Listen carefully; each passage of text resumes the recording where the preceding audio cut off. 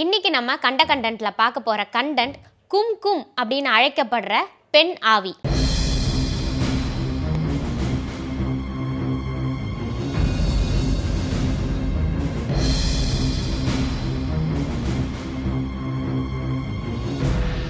மலேசியால பல வருடங்களா ரொம்ப பிரபலமா பேசப்பட்டு வர ஒரு ஆவியோட கதை தான் கும். இந்த ஆவி இரவு நேரத்துல எல்லாரும் வீட்டுக்கும் போய் கும் அப்படின்னு சொல்லி கதவை தட்டுறதாகவும் சொல்லப்படுது.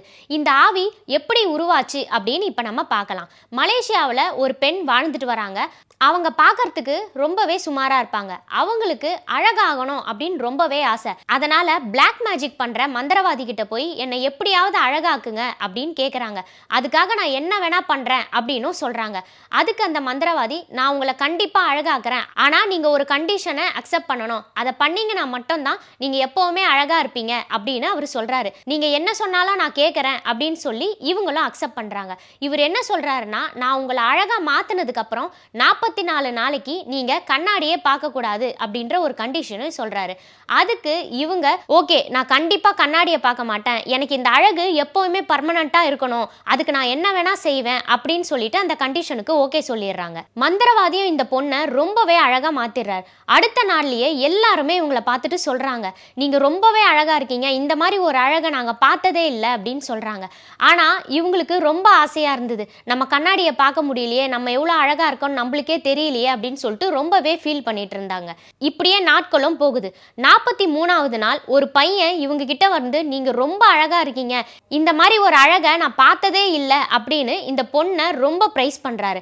அதனால இந்த பொண்ணுக்கு பயங்கரமா ஆசை வந்துருது. ஒரு நாள் தானே இருக்கு, நம்ம கண்ணாடியை பார்த்துடலாம் அப்படின்னு சொல்லிட்டு 43வது நாள் இவங்க கண்ணாடியை பார்த்துடுறாங்க. பார்த்த உடனே அந்த கண்ணாடி சுக்கு நூறா உடஞ்சி அந்த கிளாஸ் பீசஸ் அவங்க முகத்தில் பட்டு அவங்க முகம் ரொம்பவே கோரமாக மாறிடுதான். ஹாஸ்பிட்டலுக்கு போகிறாங்க. டாக்டர்ஸ் என்ன சொல்கிறாங்க அப்படின்னா, உங்கள் முகத்தை பழைய மாதிரி எங்களால் கொண்டு வர முடியல அப்படின்னு சொல்கிறாங்க. உடனே இந்த பெண் அந்த மந்திரவாதி கிட்ட போயிட்டு, என்னை எப்படியாவது திரும்பவும் அழகாக மாற்றுங்க, நான் ரொம்ப அசிங்கமாயிட்டேன் அப்படின்னு சொல்கிறாங்க. மந்திரவாதி அதுக்கு என்ன சொல்கிறாரு அப்படின்னா, நான் சொன்ன கண்டிஷனுக்கு நீங்கள் ஓகே தானே சொன்னீங்க, இப்போ 44 நாள் முடியறதுக்குள்ள எதுக்கு நீங்க கண்ணாடியை பார்த்தீங்க அப்படின்னு சொல்லி ரொம்பவே கோவப்படுறாரு. இவங்க பயங்கரமா கெஞ்சுறாங்க, என்ன அழகா மாத்துங்க அப்படின்னு. அதுக்காக நான் என்ன வேணாலும் செய்வேன் அப்படின்ற ஒரு விஷயத்தையும் முன்வைக்கிறாங்க. இதனால மந்திரவாதி, சரி ஓகே, மறுபடியும் உங்க அழகு உங்களுக்கு திரும்ப வரணும் அப்படின்னா நீங்க கல்யாணம் ஆகாத இளம் பெண்களோட ரத்தத்தை குடிக்கணும் அப்படின்னு சொல்றாரு. அந்த விஷயத்த சொல்லிட்டு மறுபடியும் வேற ஒரு விஷயத்த சொல்ல வராரு. அதுக்குள்ள இவங்க, நான் அழகாகிறதுக்கு என்ன வேணா பண்ணுவேன் அப்படின்னு சொல்லிட்டு திரும்ப ஊருக்குள்ள போய் அங்க இருக்கிற இளம் பெண்களோட ரத்தத்தை குடிக்க ஆரம்பிச்சிடுறாங்க. திடீர்னு இவங்களுக்கு ஒரு டவுட் வந்தது, ஐயோ எத்தனை பேரோட ரத்தத்தை குடிச்சா நம்ம திரும்ப அழகா மாறுவோம் அப்படின்னு மந்திரவாதி சொல்லவே இல்லையே அப்படின்னு சொல்லி திரும்பவும் அந்த மந்திரவாதியை தேடி போறாங்க.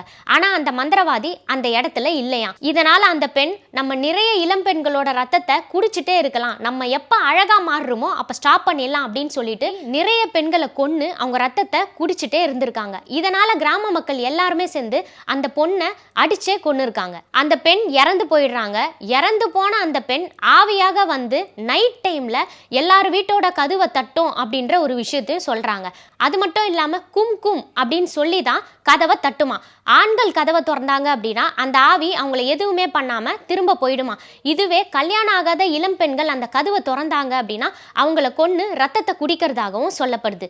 இதுதான் மலேசியால பேசப்பட்டு வர ரொம்பவே பிரபலமான கும் ஸ்டோரி. கும் அப்படின்ற ஒரு ஸ்டோரி உண்மையா நடந்துதா என்னன்ற விஷயம் தெரியல. ஆனா இன்னமும் மலேசியால இது ஒரு பிரபலமான கதையா தான் பேசப்பட்டுட்டு வருது. இதே மாதிரி இன்னொரு கண்டென்ட்டோட அடுத்த கண்டென்ட்ல நான் உங்களை சந்திக்கிறேன்.